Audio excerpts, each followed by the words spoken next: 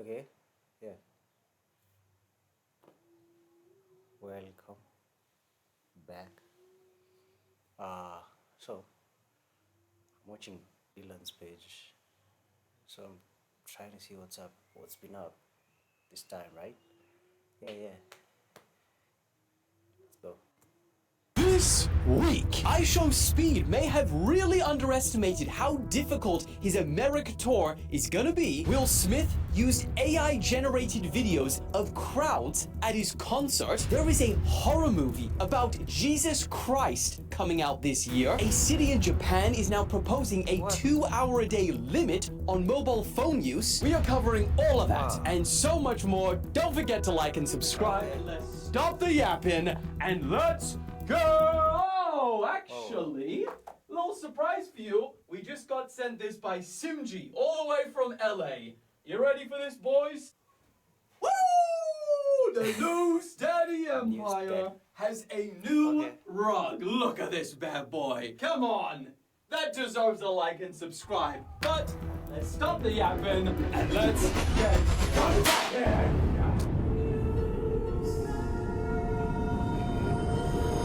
Okay, let's officially kick off this week's roundup with Speed, because he's just started his America tour. And if you guys don't know about this, god damn, it's pretty insane. He announced recently that he's going to be live streaming non-stop, 24 hours a day for 35 days, all while he travels America on a tour bus. Now, if he achieves this and he doesn't quit, and that's a big if because he's already talking about whether he can do this or not on day one, but he would become the first streamer ever to do this. In fact, the first content creator ever to do this. Because yes, there's been marathon streams before and they've been long. In fact, Kai Cenat's Mafiathon 3 stream, that's going to be happening at the same time that Speed is doing this. But there has never been a marathon stream that is non-stop for 35 days, all while streaming IRL and traveling America. And there's a reason why it's never been done, because the production alone is insanely complicated. And not to mention, for the person actually doing this,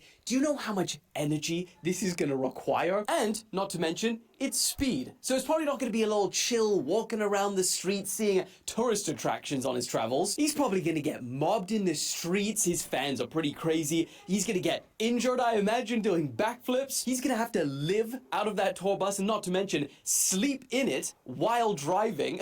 And he's not gonna have any privacy for over a month because there are cameras everywhere. I mean, just when I was researching to do this video, I popped on the stream and I was watching him sleep. It felt sus as hell. And honestly, if every day is gonna be like his first day on the stream, I'm gonna say it. I reckon there's about a 60 to 70% chance he's gonna complete it, because I don't know how you do freaking 35 days of this. He started in Miami, dressed up as George Washington, and then he toured Tom Brady's house, or should I say freaking resort. What the hell was that? That thing is huge. He drove around his Lambo while a professional DJ was mixing in the passenger seat. Apparently he paid her like 100K just for this. He drove around with Rick Ross. He met somebody who owns lemurs and Alex, roll that clip.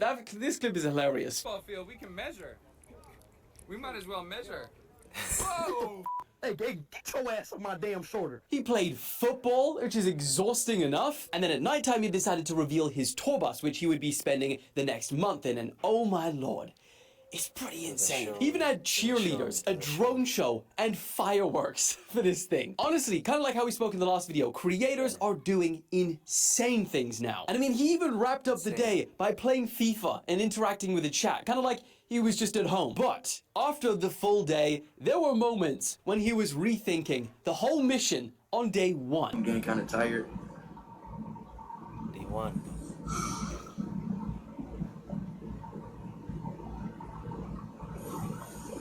Damn, chat. Do y'all think I can do this? In fact, it wasn't just, his energy that was being depleted. There was multiple times in the day where he crashed out because there were so many issues with production. And like, think about how rough the production would be. Mike, I know the mic is fine right now. That's not the issue, bro. Stop. Bro, mute. I gotta talk to this.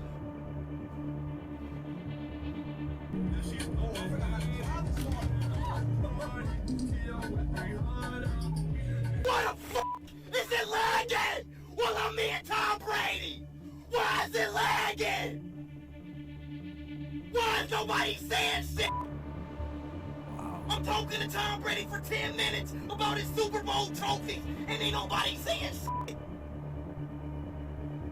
Production! Production! Oh, they can hear y'all. They can hear y'all. They can hear y'all. Whatever you're saying, go. Bro, this is so far. They can hear y'all. They can hear y'all. Whatever y'all saying. They have that outside mic on. They can hear y'all. Whatever y'all saying. Damn. No, we don't need it on me. What they doing? I don't need the light on me. Chat, I think I'm about to cancel this shit, chat. I'm gonna be honest, y'all. Yeah, they f***ed it. They f***ed it. The production f***ed it. Of course they f***ed it. Mute! Oh, I can't, man. This is okay. What fucking show? But yeah, what do you guys think? Do you think that Speed will grind it out and he will complete the America tour? Because I mean, Brian Trahan, he did 50 states in 50 days, but that wasn't 24 hours live. Yeah. Like he did have moments off camera where he could just chill out probably. Or do you guys think that he is severely underestimating how hard this is gonna be and he's gonna quit? But anyways, I'm not gonna let that down. Let me know your thoughts in the comments, but moving on. Also this week, we got the first look at probably what's gonna become the most controversial movie of the year. Bro, they are making a Jesus Christ horror film. I mean, come on. What is this? 2025 has been crazy enough. No, Who knows what kind of almighty bad luck this could... His name, man. It's right here. Oh, okay, fuck. trigger. And if you thought the headline is crazy, just wait till you hear the plot. It's wild. So it's called The Carpenter's Son, and in the teaser trailer, we realize it's gonna be Nick Cage that is gonna be playing as Joseph. We're gonna have Noah Jupe as Jesus, and FKA Twigs as Mary. And instead of following his life and ministry like most Jesus movies do, this one takes a totally different path, a very dark one. In fact, they say that this is gonna be a dark reimagining of Jesus. And also, it's not gonna be Jesus, the fully grown man. The plot revolves around him and his family in Roman Egypt while he's still a child, and then one day in this story, he discovers his inherent powers, which makes me feel like it's starting to feel like a superhero movie. And according to the film synopsis, as he exercises his own power, the boy, which is referring to Jesus, and his family become the target of horrors, natural and divine. I mean, there are parts of the Bible, I'm not gonna lie, which are pretty damn scary. So, kind of works. Now in all of this, apparently this leads Jesus to rebel against his guardian, Joseph, which is Nick Cage, and not gonna lie, probably a good one for this. Joseph. Now of course, elephant... Wait, Nick Cage isn't Jesus. He isn't playing Jesus, right? He's playing Joseph. I didn't know that. In the room, this has caused a lot of backlash online with Christians, and they call it blasphemous and offensive. Some are calling it the most controversial film of the year. But others say that biblical horror is actually exciting, and it's a pretty fresh take on the genre. Now, it is going to be releasing later this year, and there's not much of the year left, so it's going to be in the next few months. But yeah, what do you guys think? Is this too far, or you actually get pretty hyped to see it? Let me know your thoughts in the comments. Moving on. Also this week, you know what I learned? I learned that TV in the 90s was absolutely unhinged. Now this monstrosity is called the Butterface Contest, hosted by Howard Stern. And Butterface, as you can probably imagine, crude term, and it's like, this woman has a great body, but her face. Yeah. Somehow this was approved for freaking broadcast television. Unhinged. Now, in this game show, a panel of judges rated women based on who had the best body, but the worst face. And the winner, if you can even call it, Clapped. It's like the opposite of Miss World or something. that would walk away with the $25,000 cash prize. These women would walk out dressed in a bikini or lingerie with a paper bag over their head. The judges would comment and rate their attractiveness of their body. And then it came time for the big reveal, their face. And when they took off that bag, brutal. The audience would go wild. They would quote them. Some would even pretend to gag. Bro, imagine! The judges would comment and then rate them on a score of 1 to 10, and like most of these women... I know I'm clapped, but bro, I wouldn't do this. For money, nah. I'm not embarrassing myself like that. women would just smile and play along because, they were here to get the cash. And to be fair, I guess, these women did know what they were getting into and it was all voluntary. But I mean, still, there is no Jesus. way this gets approved in Okay, my bad, man. Holy man. 2025. And despite the backlash, the show actually went on for a good few years, all the way into the 2000s. Yeah, I told you, wild. Moving on. And moving on to one of the strangest buses I've ever seen in my life. And India, it was right? built in Pakistan. Now, it is known in the country as the triple-decker luxury bus. And to be fair, it's pretty insane. They've converted, the lower luggage section, and they turned that into first-class business cabins, and then they've even fitted that with car doors. And not only do these luxury cabins come with couches, a personal TV, Wi-Fi, and a telephone, I guess you still need that in Pakistan, a telephone. But also, you got your own personal fridge because it'll help you get through the 10-hour plus journey. And Pakistan is super ass hot. And I mean, even the lower class sections are pretty fancy as well. They've got carpeted floors. They've got similar lazy boy chairs, curtains for privacy, and even your own personal TV. Now, I'm not too sure that Ferrari is going to be okay with this one, but they even plastered their logo on the front just for an added little bit of luxury, so you know this is what you're paying for. So I guess the ultimate question is, Pakistan's luxury bus or Speed's tour bus? Which one you taking? Moving on. Also this week, if you use Gmail, you wanna watch out right now. Because Google has just confirmed that most Gmail users must now change their passwords after hackers gained access to data from 2.5 billion users, with the B. Now, it's reported that this hacking group known as Shiny Hunters, a very pleasant name for sinister broke into a Google database by tricking a Google employee into sharing their credentials with them all the way back in June. What the hell? In fact, Daily Mail described this as the mother of all Google breaches. Damn. But let me tell you something. Let me tell you something! Let me tell you something! You don't have to live your life constantly looking over your shoulders anymore, wondering when you're gonna get hacked. In fact, I reckon by the time you change your password, you could probably entirely switch over to a much more secure email provider. My recommendation, you know what it is, Proton Mail. Not only do they use zero-access encryption, which means security by becoming Switzerland, many hackers are blocked with just, it is free. Tell Proton that you came to lands to remind us all to subscribe. Get on the wall, you cheeky. Bro, you know what's crazy? Is that Judah, he's in hospital. The Empire whips people while they're in hospital. They will remain there for eternity to remind you to subscribe to the channel. What the fuck is going on? Damn, that would cause damage. Now, stop the tomfoolery, guys, because I need to announce something serious. It is time. This was the last moment anyone has seen this 22-year-old YouTuber who is trying to film content inside the Duduma waterfalls in India. He was washed away by the strong currents, and authorities have still not found him 5 days later. Next. Like, what? Why would you do that? Why the fuck would you do that though? For content. For content, man. Will Smith is being accused of posting an AI-generated video of crowds during his tour around America based on a true story. And I mean, at first I was like, no way. But then you actually see the videos.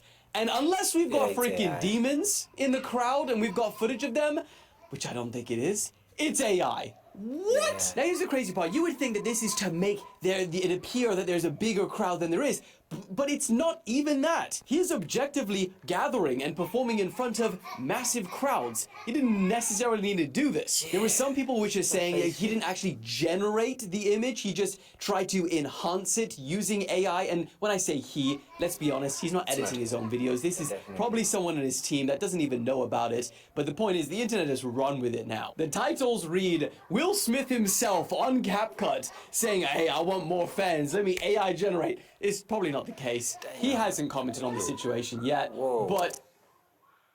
Whoa. It's bad. Okay, and that image, corner, like, below using, so all demons, man. it is what it is. Next! Also, a city in Japan is now proposing new guidelines that would see all of its 70,000 citizens to only use their phone for 2 hours a day. I mean, God forbid a granny just wants to doom scroll in peace, huh? Now, the mayor of this city said that it is to prevent the excess use of devices which cause physical and mental health issues, including sleep problems. Alex doesn't sleep, so he wouldn't relate to that. Now, luckily, this is not like a harsh, like you don't go over 2 hours and get whippings. No, if you go over the 2 hours, doesn't really matter. You won't face any fines or penalties. These are just guidelines, but still the first of its kind ever. Next, Stuart Smith, the wrestler who was attacked by Raja Jackson. Well, we've got the first pictures of him fully awake, conscious, able to talk, and actually zooming in, his face doesn't even look that bad. I mean, I'm sure his beard took a lot of that impact, and maybe if you shaved it, you'd see some bruising, but I was like, damn. However, his family does say that he has a long road to recovery ahead, and I think we're all going to be very interested to see if he presses charges or not, because now that he's awake, maybe that was the reason that Raja hasn't got arrested. Next, a painting stolen by Nazis over 80 years ago this week has accidentally surfaced. And guess where? Antarctic, no, Argentina. It is just as bad. Now, I say it accidentally surfaced because it was spotted in an ad by a real estate agency. Now, the house that this real estate agency was trying to put on the market is apparently owned by the daughter of an infamous Nazi, and the house is passed down to her. Now, she has not responded to this. She's not made any comments, so we're not sure of that for sure yet, but that's the current theory. What we do know, though, is that the family of the Jewish art dealer who the Nazis stole this painting from, and many more paintings, well, they are now trying to get it back, among with all of the other ones that were stolen from him. Next! Also this week, the world is worried for this 11-year-old girl from Gaza who is famous for her cooking videos. And that is because yesterday she posted a pretty unsettling image on Instagram to her 1.5 million followers, and it just said, goodbye. And that was it. And because there was pretty much no context provided, people have been panicking, wondering the worst. You know, has the worst happened? We don't know, so I'll keep you guys updated on that situation, but thought I'd just inform you. Next, the US Coast Guard made their largest drug bust in history. And authorities say that the amount that they seized was enough to fatally overdose the entire population of Florida. That's millions. Alex, how many millions is that? I think I'm gonna make a guess. 27 million. No, 23 million. Something like that. Now, this was worth almost $500 million, and 34 people were detained as a result. My first question, if it's worth that much, what are the government going to do with it now? Are they going to burn it? Are they going to, keep it as an old stashy? We don't know. I'd like to know, though. Next. Also this week, remember we've spoken about what will become the tallest bridge in the world, and I said that I would bungee jump off of it once it's opened? Well, we got one more step forward, because this week it successfully completed its weight-bearing test. Oh, damn. Next. And lastly, bro wasn't capping. Remember the guy who spent 21 years building this miniature model of the entire of New York City? Well, he decided to prove haters wrong, because for the first time, he actually laid out his entire model consisting of over 1 million handmade buildings. And Jesus. I thought, it was just the 1 million handmade buildings, but then when you actually look at it, he must have created thousands upon thousands of trees too. No wonder this work of art took freaking 21 years. It's 50 foot long, 30 foot wide, which is just over half the size of an NBA court. I'm gonna say it. 21 years well spent. Everyone deserves W's in the chat for bro. And just like that, that's a wrap. You are definitely all caught up with this week's news. It was a long Damn. Okay. one today. I hope you guys all have a fantastic weekend. Thank you as always for your support. Too, it means the world. Everyone that watches these videos. Love you all, and I'll see you on Monday. Yeah, I'll see you on Monday one. Peace.